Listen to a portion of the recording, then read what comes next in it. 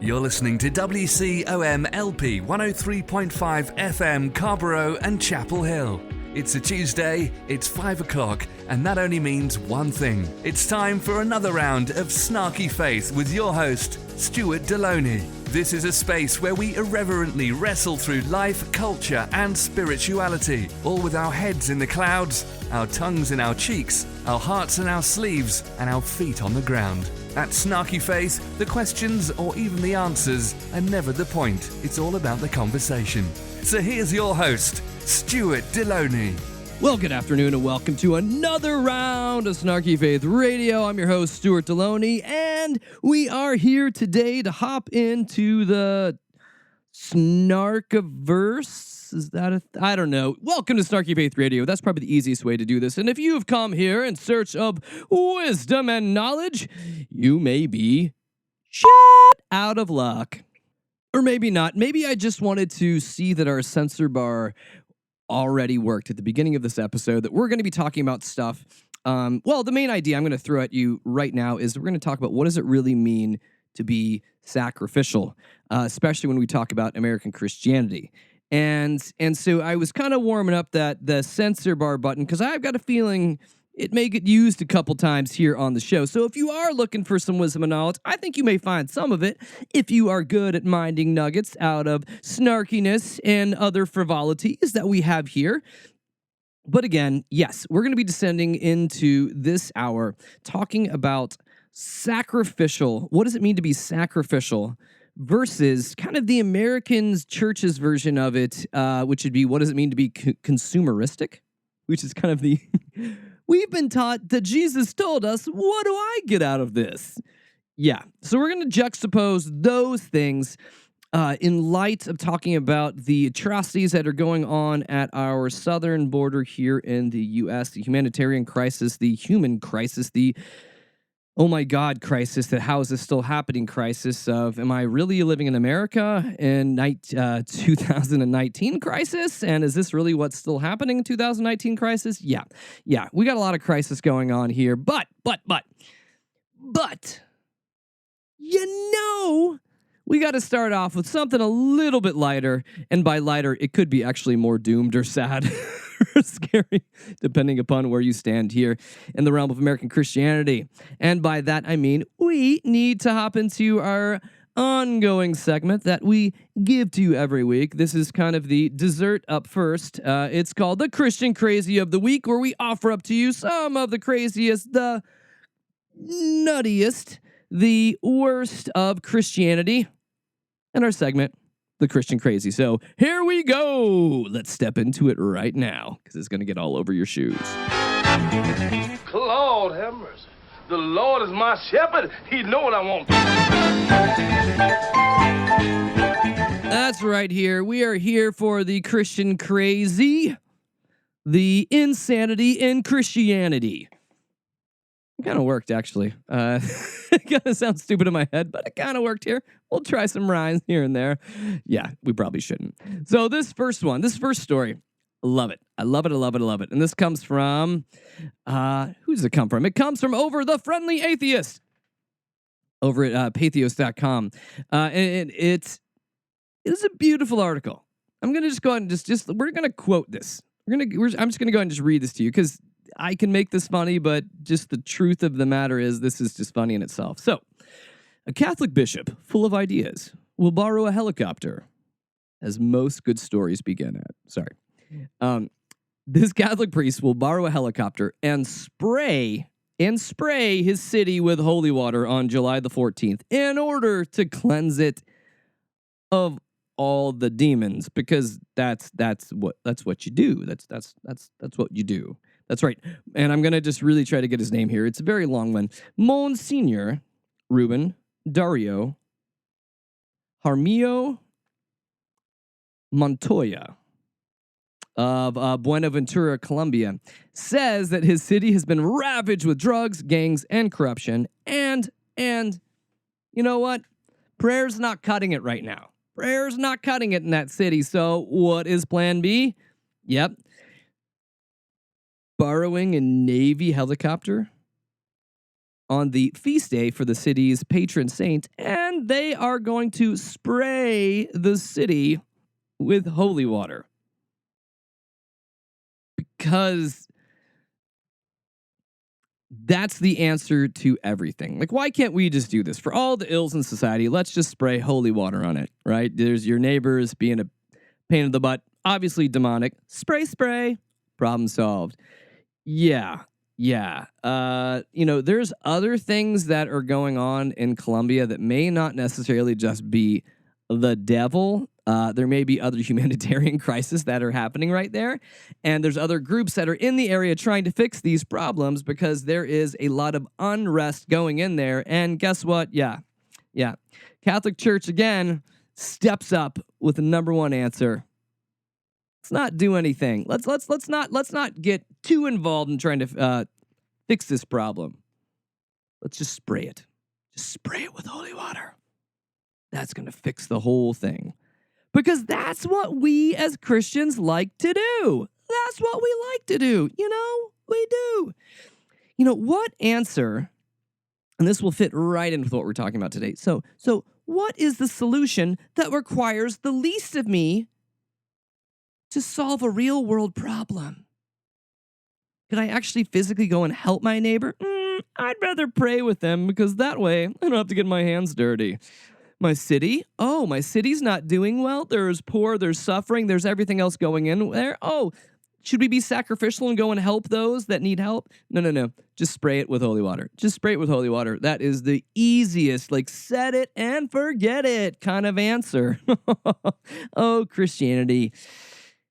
We're in 2019, and we're still looking for answers that kind of seem to be already solved on infomercials. So, yeah. Demonic problem? Got your city down? Just spray it with holy water. The Monsignor gives his thumbs up. What? Yep, that's a thing. That's real. I wish this was crazy.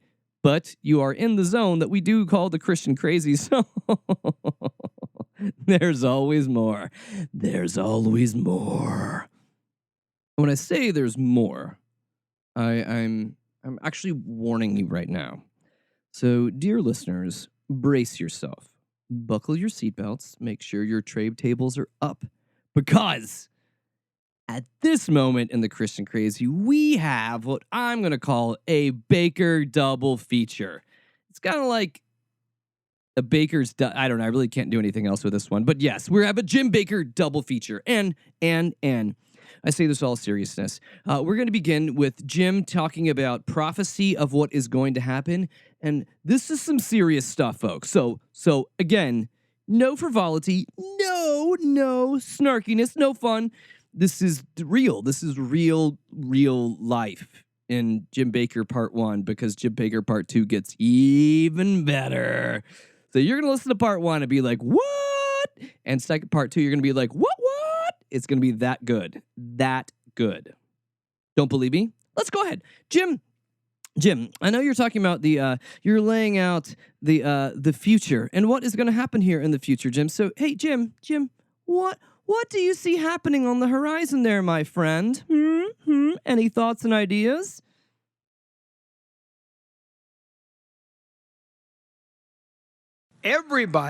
Basically everybody except 3 people that I know of said that Donald Trump could not be elected. They said all the polls say he will not be elected. How come he was elected? Because God's people voted. Right. And the world knows it. That's right. The enemies of the gospel know it. And I'll tell you what, he's actually not wrong. A lot of quote-unquote God's people, 80% of white evangelicals, those people that elected Trump, that sold their souls for their own stinking preference and selfishness. Oh, so what we're adding right here is, I think Jim's just reminding us of the sins of the church. Is that where you're going with this, Jim? You're reminding us of the sins of the church that, as a church, we should be repenting for being a group of people that elected this disgusting fool. But actually, we'll take this opportunity to, in a weird, tangential way, agree with Jim Bakker. I know. Sounds weird. But the way Jim had laid this out, and the first time I've heard him say it quite this way, is that, quote, God's people elected Trump. So, my distinction here that I actually appreciate him making is that he's not actually attributing God to Trump. He's just mentioning that God's, parentheses, misguided people that think they're following after God, elected Trump. Do you see the difference here? So I really appreciate that Jim is clarifying his speech here instead of saying God elected Trump. No, God's people, misguided as they are, elected Trump. But that's just me being picky right now. Jim gets even better. He's laying out a prophecy that, you know what? In some level, in my own little snarky heart of hearts, can get on board with. This little prophecy here. So go ahead, Jim. Give it to us, buddy. I'm going to say something I probably shouldn't say, but I'm going to say it anyhow. Oh, boy. Because what's coming next,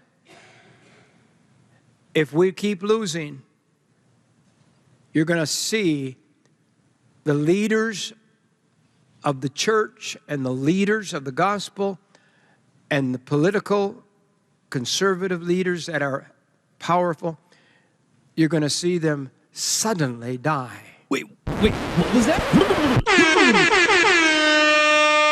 What was that, Jim? What was that, Jim?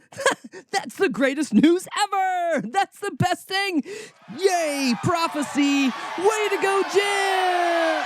You're going to see them suddenly die. Suddenly killed. Suddenly as they were driving. Suddenly as they were in a boat. Suddenly in an airplane. You're going to see one after. God spoke to me this years ago what would happen near the end. And I believe we're in that time. They're so desperate. This is life and death. This is the hatred of murder is in the country. Oh my gosh, high five, Jim. Oh my gosh, high five with the Holy Spirit on top. So wait, if your math that you're doing here is if Trump doesn't get elected in 2020, somehow all of these religious a-holes are going to disappear, either by violence or just by poof, Kirk Cameron style rapture. Oh, Jim, man. You have no idea how aroused you've made me right now. I'm not going to take this any further, but I know he's laying this out as a warning to the people. Watch out, because this could happen. But for some of us, kind of sounds like a party waiting to happen. So, Jim, I really appreciate your little kind of like prophetic party pinata that you just dropped here.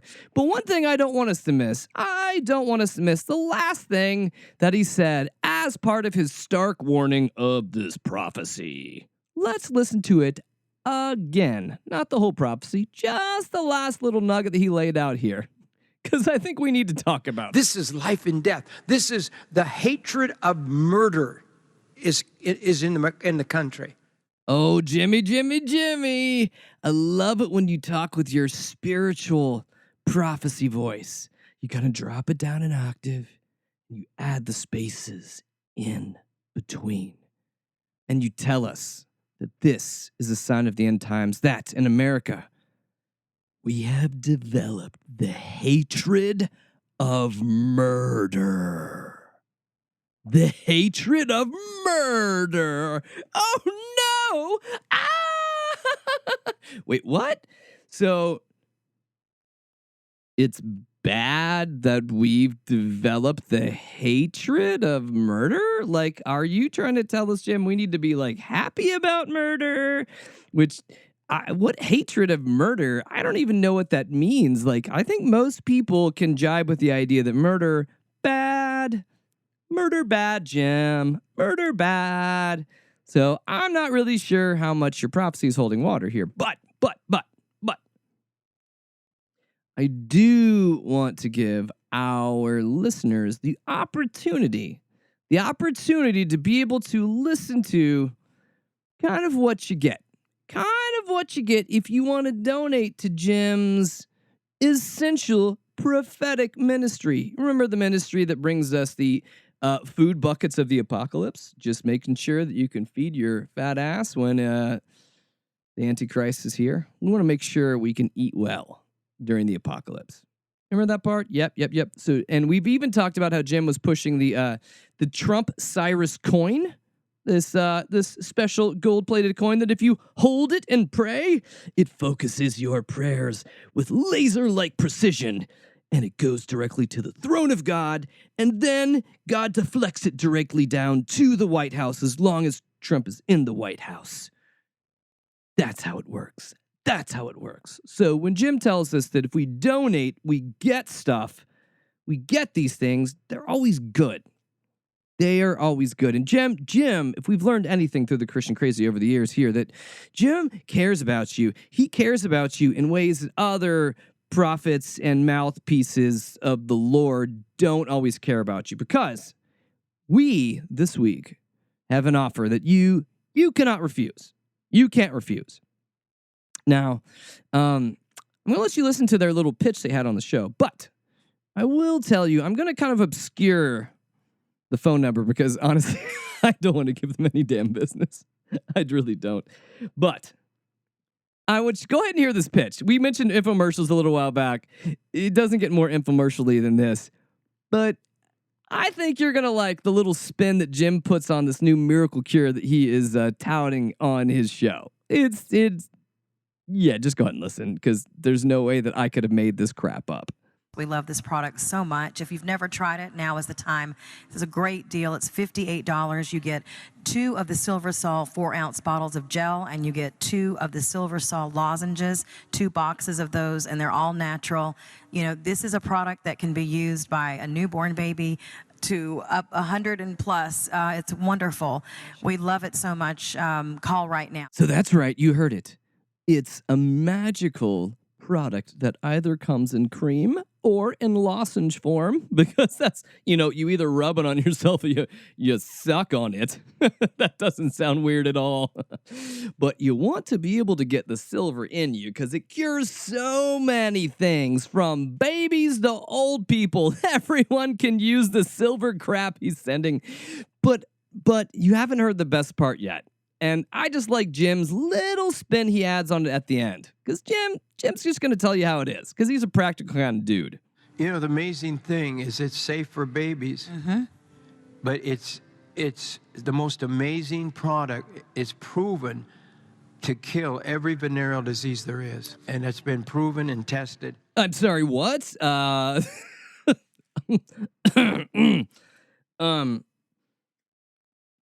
one, Jim, calling it venereal diseases, you're several decades behind us. We went from STDs to now STIs, but I do love your practicality on your show, because apparently sending in money to be able to help out a ministry doesn't sell it to your crowd, but giving them something that will cure their, quote, venereal diseases. And if you've got dirty babies out there, like venereal disease babies, like babies that are getting mad, they're like smashing it in the nursery, from, anywhere from the old folks home to the nursery, you are free to just go out and get it. Just get it. As long as you have this stuff, because it does. It cures all the little fungal between your legs. I mean, the fungal in your jungle makes it go away, says Jim Bakker.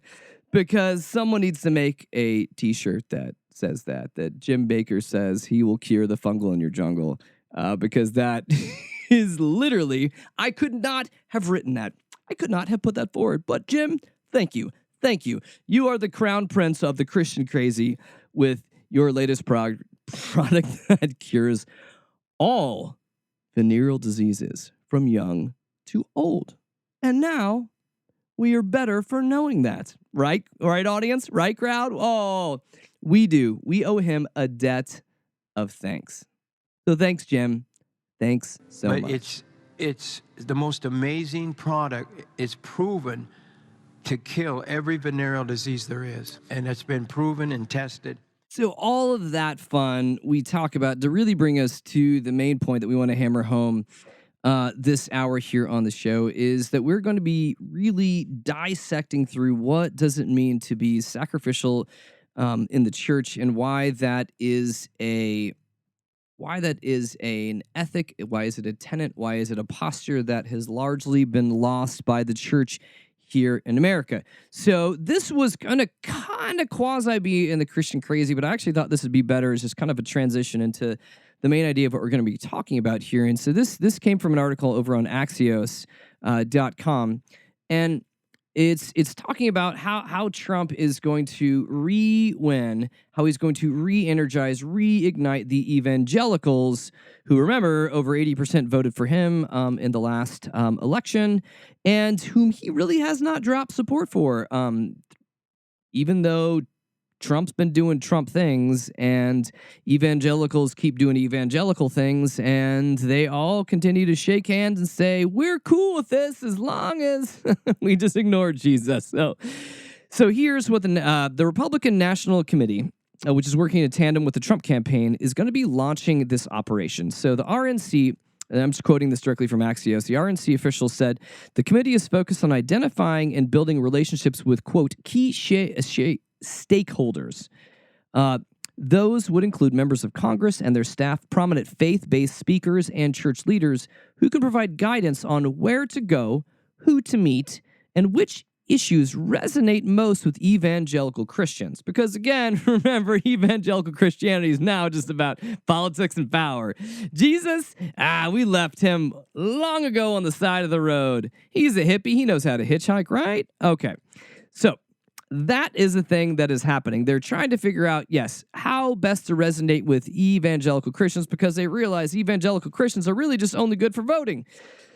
Oh, God, that is a thing. They also plan to conduct their, quote, signature Trump Victory Leadership Institute, or as they're calling this, the TVLI, Signature Trump Victory Leadership Institute. Ooh, is this better? Is this like the grad school to Trump University, the Trump Victory Leadership Institute? I want that training. Please sign me up. And I will literally look into this to see if they'll let me sign up for it. I doubt they will, but I will try. I will do this. I will make an effort. So again, they have plans to conduct Trump Victory Leadership Institute training at faith-based events across the country, where they'll recruit, quote, faith captains who will organize others to TVLI, Trump Victory Leadership Institute trainings. And the RNC is also planning to host voter registration drives at churches in battleground states such as Ohio, Nevada, Florida, where they'll promote Trump's record on socially conservative issues. What? What's the Johnson Amendment? What? What's the separation of church and state? What? The RNC doesn't give two craps about this because they are looking to sell this to the churches like the next faith-based movie that they're going to be pushing down our throats. Yes, they have realized that this word, evangelical Christians, really just means a group of consumers. Not a group of followers of Christ, but a group of consumers. This is a demographic group that they have been able to identify by what they do, how they vote, how they spend their money, and otherwise. We've seen the Christian film industry manipulate this group year after year, saying that they're doing this to forward the gospel, but really, they're doing this to line their pockets, and the evangelicals don't care. They just say, num, num, num, num, num, give me more, manipulate me more. Oh, can I have more? Please, sir, can I have another? And their answer is, sure. So now, not only is it like the Christian industrial complex either selling you music, ugly-ass t-shirts, or bad movies. No, the RNC, the Republican National Committee, is now using you guys. Oh, man, you guys love being used right and left. You are such spiritual little whores right now, man. I mean, if that's your kink, if that's your thing, let it fly, but, just admit it. And when I saw that, it kind of just led me to start digging, and it led me to this article over in Newsweek called Christ Sacrificed Himself for Others. Are American Christians sacrificing others for themselves? This is by Heather Thompson Day over in Newsweek. It's an opinion piece that she has here. And it really struck me to my core of the fact that I don't think Christians in America know what it means to be a Christian anymore. I honestly think that they've bought into what their churches have told them. They've bought into how they are supposed to vote, how they are supposed to buy, who they're supposed to hate, who they're supposed to avoid, what areas of town they can go to, what areas of town they can't go to, who can they judge, and how often can they judge people. Like, I feel like Christianity has so lost itself. And guess what? It's okay with it. It's okay with it. I feel like they can't get enough of it. They continue to say, yes, tell me what to think. Yes, tell me what to buy. Yes, tell me who to hate. Yes, tell me who to judge. Do it, do it, do it. Just tell me. Just tell me. So let's go ahead and hop into this article instead of me just riffing forever, because I could. And Day says this in the article, and this is the part that really stuck with me. And she said, Christianity, after all, is supposed to be built on the covenant of love and equality for all, justice for the poor and needy, and mercy to the stranger. This is even true if some Christians are forgetting these basic tenets of love thy neighbor in favor of political power. Christ sacrificed himself to save others, but in 2019, conservative Christianity seems to prefer sacrifice others to save itself. Let me say that again. But in 2019, conservative Christianity seems to prefer to sacrifice others to save itself. Whether it's refusing to confront the legacies of slavery or through the cheering of the current immigration policy embodied so heart-wrenchingly by the deaths of Oscar Martinez Ramirez and his daughter Valeria in the Rio Grande River. And what she's hinting at this point here, and the thrust of the article, she's talking about how white evangelical Christianity is not dealing with this idea that America was founded as a nation of white men who installed a system of slavery that made sure the white guys were on top and those that didn't look like them were not.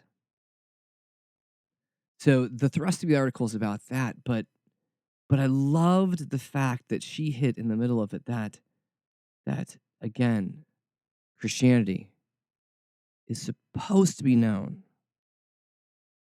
as a covenant of love of God and love of others.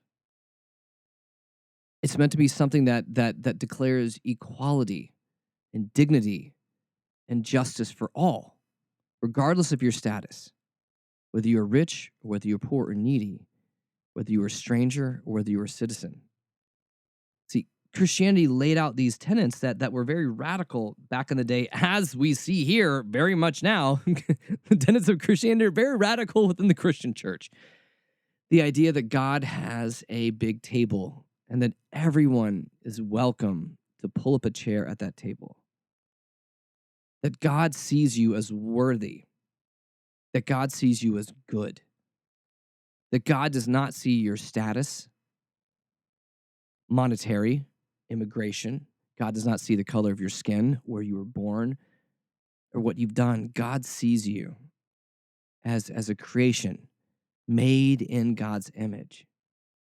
That when humanity suffers, God suffers.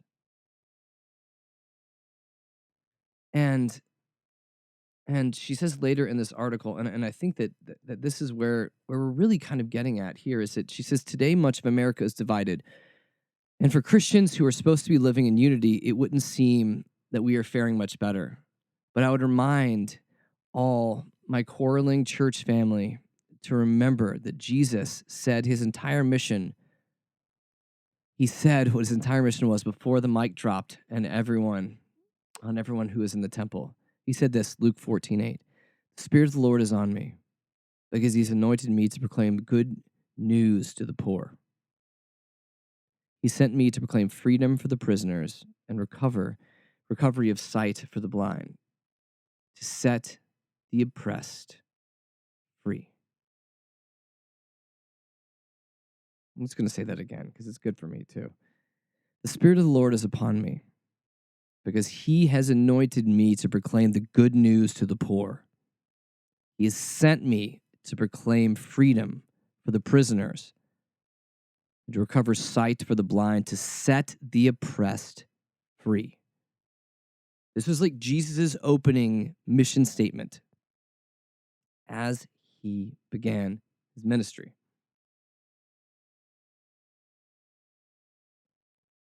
So if we are standing now in a place where there is racial injustice, economic equality, where there's humanitarian crisis in our country, where's Christ's mission?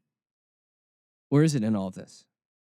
Like, the church is busy bickering and making excuses for the atrocities that are happening on the southern border. Now, I'm not saying all of them, but I am saying by and large, evangelical Christianity, the same Christians that were voting for Trump, that will vote for Trump again. See, the problem on the border is something that God needs to fix, and not a problem that Jesus said, I'm giving you this to deal with. I'm giving you this to walk out. I'm giving you this because I've given you a new way, a new set of ethics to view the world. I've given you a new way to be able to have love and compassion and mercy towards others. And when you see this suffering here, when you see this injustice here, you see definitely that this is a place where Jesus would go. That if the church in America ever wants to try to model itself after Jesus, this is one of those flashpoint times, I feel like. Like if those that call ourselves Christians are saying, I want to live out my Christianity in the way that Jesus modeled out his faith, we can't stand by and have a Christianity that only happens inside a church on Sunday. We can't stand by when families are being separated or people are living or forced to live in squalor and concentration camp-like situations at our southern border. We can't continue to say that God is standing behind this orange, trying to self-censor myself, that's in the Oval Office. We can no longer cover our eyes and say that this is okay. So why does this happen? So that brings me, so here's kind of the what. Here's the why. If we hop over to Time Magazine, these are all current articles. This is an article called "Evangelicals Are Supporting Trump Out of Fear, Not a Faith" by David French over at Time Magazine. And here's what David has to say. And I want to note this too, that the Newsweek article, the basis that the one I just was talking about, they were doing this, framing their reference of how Christians are not being Jesus, especially in conversations of race and immigration. And we flip over to the Time Magazine article, who are also saying Christians are not being Christians because they continue to support Trump, who is a serial rapist, serial abuser, serial person that has been accused far too many times for the church to be okay with his actions. And for the record, one time is too many to be okay with that. But again, we continue to see the church throw a blind eye and just continue to say, well, that was him in his past because God's now working with him. And, you know, the woman that is claiming that Trump did something to her, you know, it's not his type. It's not his type. So, yeah. But I love how they do this in this article here. So it's saying, it's worth contrasting Trump, who denied Carol's claim, the latest woman that claimed that Trump had assaulted her, with Clinton, because scandal helped spur the Southern Baptist Convention in 1998 to issue its seminal, quote, resolution on moral character of public officials. So this is something the Southern Baptist Church did. And in it, that document's key statement was ominous and unequivocal. Tolerance of serious wrong by leaders sears the conscience of the culture, spawns unrestrained immorality and lawlessness in society, and surely results in God's judgment. So what was a response to Clinton's dalliances and denials doesn't work now, 20 or more years later. And the thrust of the article of why that they're laying out here in the Time Magazine article is why. Why have Christians rolled over? Why do Christians continue to double down and support? Why do evangelicals put everything on the line for this perversity of a man? And their answer is fear. Let me quote this article. Talk to engaged evangelicals, and fear is all too often a dominant theme of their political life. The church is under siege from a hostile culture. Religious institutions are under attack from the progressives. The left wants nuns to facilitate access to abortifacients and contraceptives. It wants Christian adoption agencies to compromise their conscience or close. And it even casts into doubt tax exemptions of religious education institutions if they adhere to traditional Christian sexual ethics. These issues are legally important, and they're the reasons for evangelicals to be concerned. But there is no reason for evangelicals to abandon the long-held principles to behave like any other political interest group. See, the fact of the matter is this. We started the deep dive here, and actually started off mentioning this earlier in the show, is the fact that this tenet, this idea, this practice of living sacrificially does not gel at all with the American church. Sacrifice in the face of a consumeristic church? A consumeristic church that says, well, what is the church going to give me? Well, this church, and see, I spend a lot of time making fun of the church because I've worked on the inside of the church. But on the flip side, also, we as Christians have become these consumers. We've become so materialistic in how we approve church. Oh, I don't like the worship here. Oh, I don't like the seats in this church. Oh, I don't feel comfortable here. Oh, I wasn't welcomed here. Because again, when I read the Bible, Jesus tells me I need to be welcomed and comfortable. And essentially, my church needs to feel like a 5-star resort when I walk in. Moist towelette? Sure. Nice newly baked piece of Eucharist bread? Don't mind if I do. So yes, we've become a bunch of little privileged asses in America. Now, the church has coalesced to that, and that is a sin within itself. But also, folks that like to go to church on Sunday, they've become a bunch of privileged little asses when it comes to this. Oh, I don't like a church if it doesn't make me feel good, if I don't feel valued, if I don't feel like a good consumer of their product. And the fact that they are being marketed by fear, by the church, by Christian political groups, by lobbyists, by nonprofits. So this is the currency now of Christianity. It's fear. It's a fear tactic. You've seen it used 1,000 times in church, where it's not about the love of Jesus. It's not about following after the teachings of Jesus. It's about, you don't want to go to hell, do you? Your relatives may be burning eternally in hell. Eternal damnation. That doesn't sound too much fun. But if you have Jesus, let me tell you what you're going to get. Wow, a get out of hell free pass. Yay! And on top of it, Jesus is going to make all your problems poof, vanish. Yeah. We are more comfortable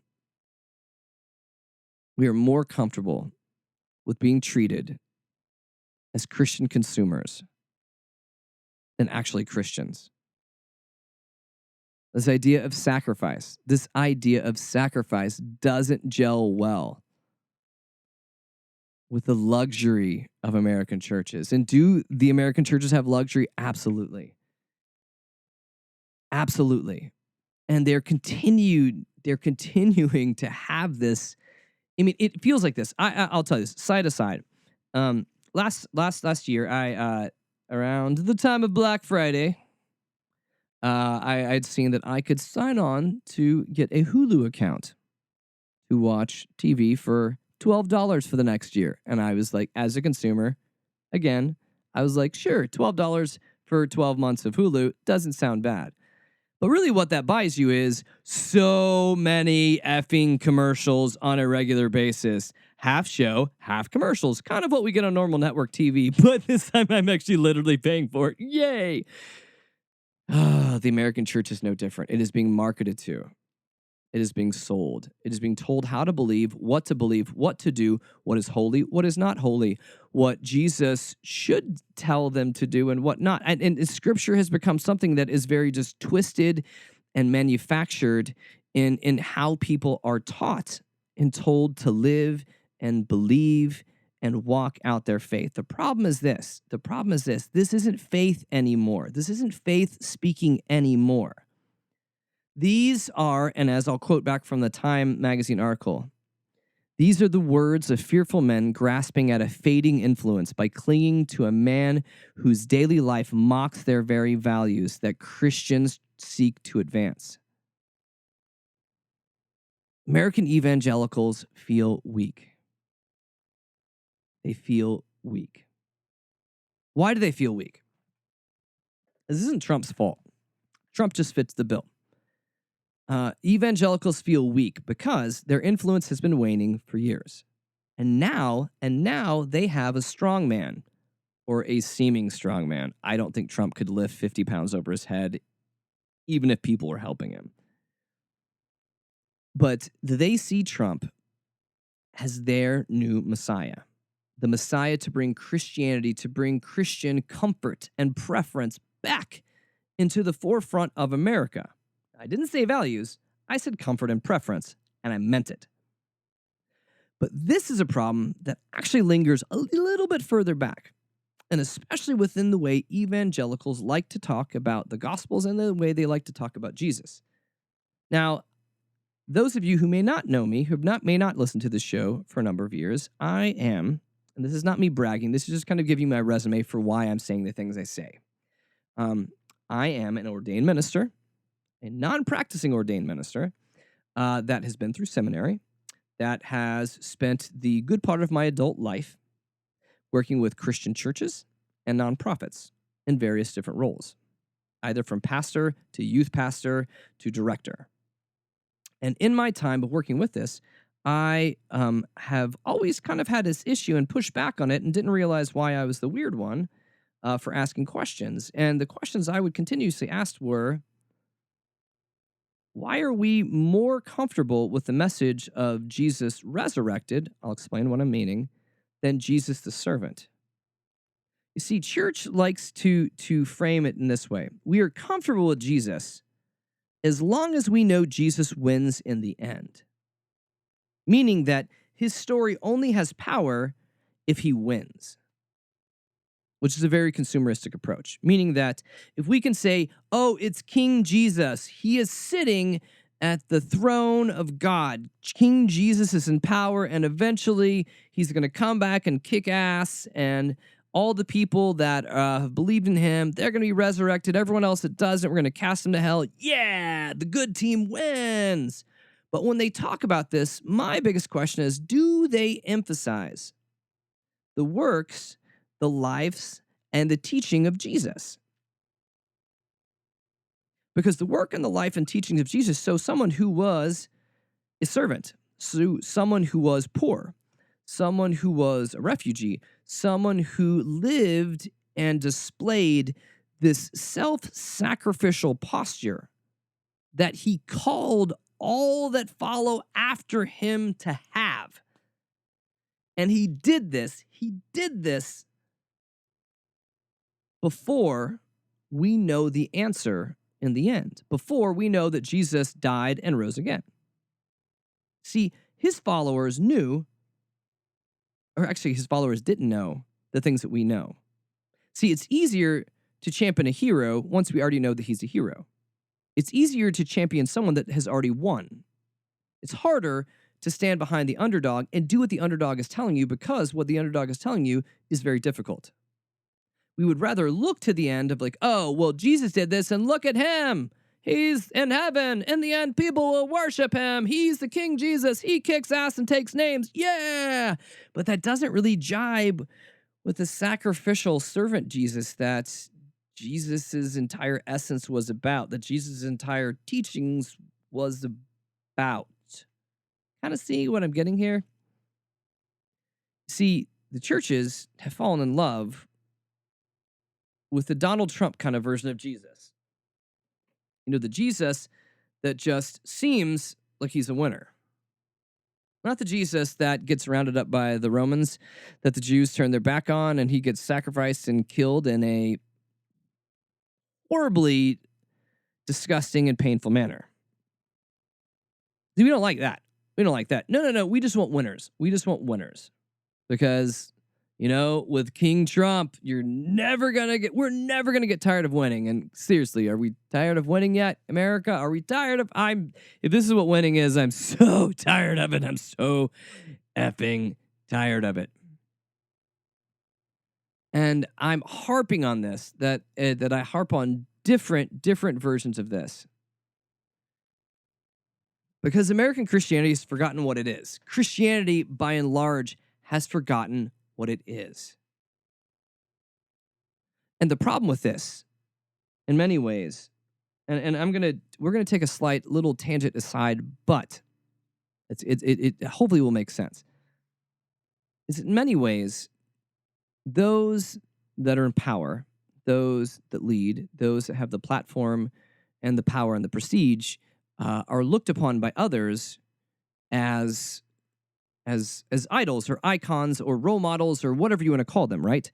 And so, for better or worse, in many ways, America ends up, at least until we've entered Trump here, America had been kind of a leader for the free world, or at least that's what America liked to call itself. The one that was at least trying to do good, that was trying to be better, that was trying to kind of give this American idealism to the rest of the world. But the fact of the matter is, and Trump didn't even screw this up, is that we've really just been riddled with consumerism and materialism, and really just Americanism is really just me, which is there from the very beginning. The idea of manifest destiny, the idea that you can just pick yourself up and make your whatever you need to out of yourself in America, pull up your bootstraps. If only you work hard enough, you'll get everything you want to in America. And that's actually not true. Actually not a true statement. It's a lie that gets perpetuated to keep people working. But what I say, and when I mention all of this, when I mention about the sins of the American church, especially the leadership in the American church, that has continued to lead us astray, that has continued to tell us that this kind of political BS, that getting behind politics in this manner, in this BS type manner, is okay. And when we continue to see people like we see in the Christian Crazy that continue to tell us that, hey, guess what? This is God's nature. This is what God wants. And that's why we point them out in the Christian Crazy, because I show you the worst of it, because it shows you in small ways, if you can see the worst of it, you can also see the insidious ways that it happens in the marginal places within the Christian church too. Not everyone out there is a Jim Bakker. Not everyone out there is a Robert Jefferson. Not everyone out there is a Franklin Graham or Jerry Falwell Jr. Those are the easy ones to point out. But when we can see the way that they handle themselves, and we see the way that they kind of have these like greasy, slick tongues and how they talk to people, we're able to see how it happens on smaller levels and more insidious levels, kind of in the moderate areas of the church. Tracking with me? So we kind of begin by talking a little bit about the atrocities that are happening here on the southern border of the United States. And I am now going to kind of just give us a slight aside into why all this language is very damaging. And this comes from an article in The Guardian called "May God Bless You: Evangelical Pastor's Hidden Role in Human Smuggling Boom." And this article is by Sarah Kinosian. And what it outlines, especially in Central America, the role that many pastors have in this coyote movement, in this movement to smuggle people across the border. Yes, you heard me. Pastors learning to make money off of their position and trust in the community in order to smuggle people across the U.S. border. Yeah, because that's a thing. Shouldn't be, but it is. And the article says this: Guatemala is one of the biggest sources of migrants to the U.S. And across the highlands of this poor Central American country, churches and clergymen also play a role in the booming business of people smuggling. As trusted individuals in a deeply religious society, pastors and priests can offer comfort and a promise of safety to those undertaking the dangerous trek north. They can also take a cut of the profits. The church is an invisible actor in migration, says Francisco Simon, a researcher on migration and smuggling at the University of San Carlos in Guatemala. Using the image of the pastor is one of the many ways the coyotes, the people smugglers, recruit clients. The pastor has credibility and the trust of the people. And so we're beginning to see this. And when I mention folks in the Christian crazy, and we can end up like throwing folks like Jim Bakker under the bus about this, but these guys, these pastors, these televangelists that are out for profit, and there's plenty of pastors in America out for profit that either have churches or on TV, so don't be fooled by that. But we're seeing is this idea of the gospel being able to give you prosperity, being able to give you money. We are seeing this also, the sin of this, in the fact that many pastors are a part of smuggling people across the border. Many pastors are part and connected with these coyotes, these people smugglers, in a way that dehumanizes people, that doesn't care about where they're moving people, how people are treated, and everything else like this. And they're still doing it, and they're using their presence. They're using their presence in the community and their presence as people of God. And I say that as we're starting to run out of time here in the show, because America influences other countries around us. And they do that in these ways. And I'm going to leave us kind of as I'm trying to wrap this up. But this is a letter from July in a newsletter that James Dobson, Focus on the Family, had ended his letter talking about the problems at the border. He said this: "What I've told you is only a glimpse of what is occurring on the nation's border. I don't know what it will take to change the circumstances. I can only report that without an overhaul of the law and allocation of resources, millions of illegal immigrants will continue flooding to this great land from around the world. Many of them have no marketable skills. They are illiterate and unhealthy. Some are violent criminals. Their numbers will soon overwhelm the culture as we have known it, and it could bankrupt the nation. America has been a wonderfully generous and caring country since its founding, and that is our Christian nature. But in this instance, we have met a worldwide wave of poverty that will take us down if we don't deal with it. And it won't take long for the inevitable consequences to happen. James Dobson, screw you when I say this. Does our immigration system need a rehaul? Sure. Do we need more money down at the border? Absolutely. But when you begin to lay out these people, James Dobson, as a person who is a faith leader, and begin to talk to them, to describe them in terms of marketable skills and how they're going to bankrupt our country, you no longer speak for Jesus Christ. This is a disgusting display of Christianity at its worst. That is mongering in fear. Evangelicals and American Christians continue to be manipulated by fear and not by the hope and glory of Jesus. If we are followers of Christ, we are called to go and do the right thing regardless of the consequence. We are called to love regardless of the consequence. We are called to help regardless of the consequence, because none of the rest of this matters. If we forget to love our neighbor, if we could forget to love those that are hurting, we've lost Jesus. We have forgotten Jesus. So screw you, James Dobson, and screw you, all of these folks that continue to push this, that continue to push this disgusting manner, this disgusting version of Christianity upon us, that continues to influence people that have nothing to do with this.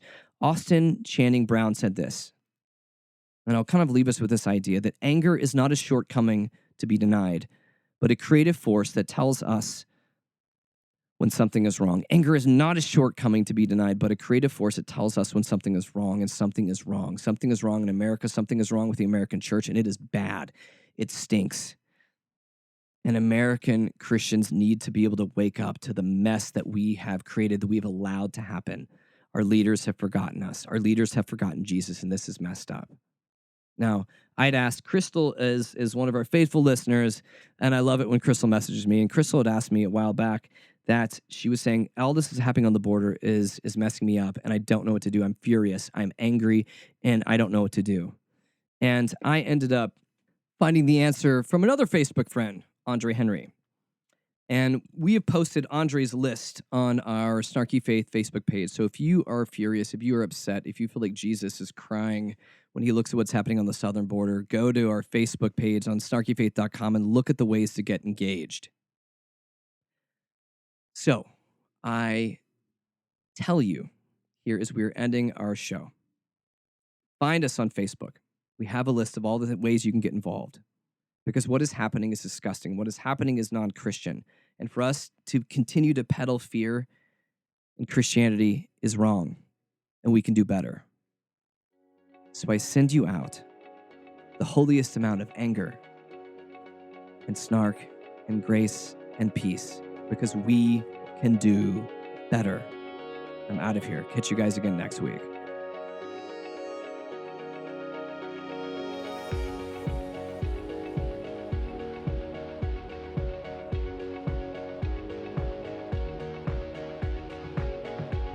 WCOM is listener-supported community radio, and Snarky Faith is only possible through our sponsors. Lumen, a spiritual community of seekers, sojourners, question askers, doubters, and skeptics, is a collective of fellow travelers that embrace the truth that all of life is sacred, hope is real, and tomorrow can be a better day than today. All are welcome. You can find more information at www.lumencommunities.com.